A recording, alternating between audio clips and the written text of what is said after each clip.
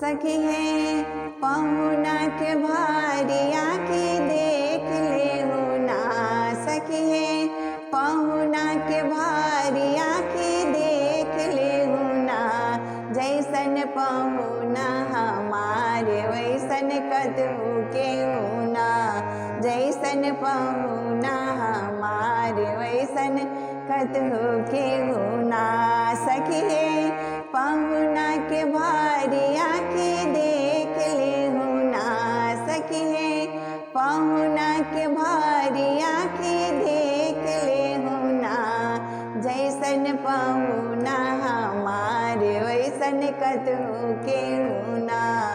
जैसन पहुना हमारे वैसन कदू के होना।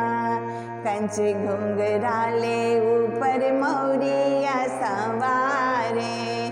कंच घुंघराले ऊपर मौरिया सवारे। नैन कजरारे अधर अरुणा हरे। नैन कजरारे अधर अरुणा हरे।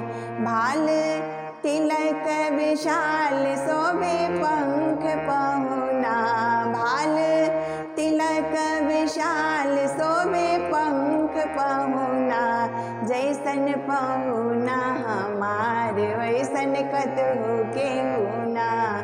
जैसन पहुना हमारे वैसन कदू के होना।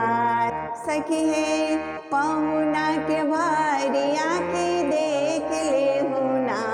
सखी है पहुना के भारिया की देख ले होना। जैसन पहुना हमारे वैसन कदू के होना। अनन पे कोटि चंद्रमा जड़ल बा। अनन पे कोटि चंद्रमा जड़ल बा।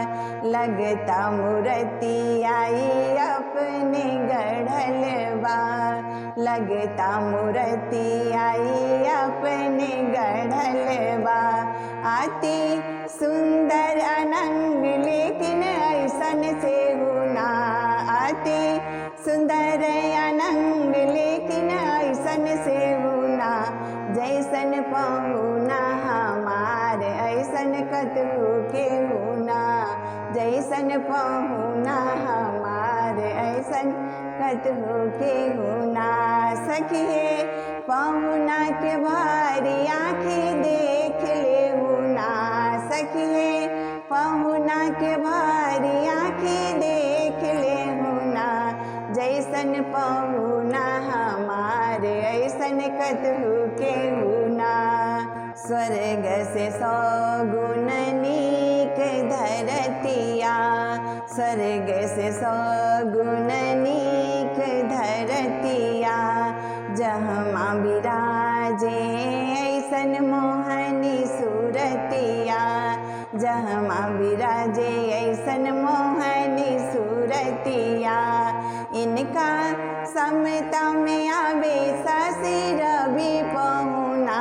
इनका समता में आवे रवि शशि पहुना। जैसन पहुना हमारे ऐसन कदू के होना।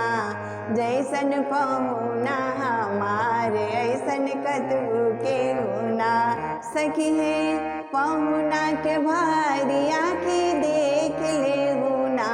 सखी है पहुना के भारिया की देख ले होना। जैसन पहुना हमारे ऐसन कदू के होना। कैसे कैसे अइले इहवाने बताना पतिया। कैसे कैसे अइले इहवाने बताना पतिया। बन के प्रताप विश्वामित्र के संगतिया। बन के प्रताप विश्वामित्र के संगतिया। बक्सर बाले बाबा के धन्यवाद देहुना। बक्सर वाले बाबा के धन्यवाद देहुना। जैसन पहुना हमारे ऐसन कदू के होना। जैसन पहुना हमारे ऐसन कतहु केहू ना सखी है पहुना के भारी आखी देख लेहु ना सखी है पहुना के भारी आखी देख लेहु ना जैसन पहुना हमारे ऐसन कतहु केहू ना जैसन पहुना हमारे ऐसन कतहु केहू ना।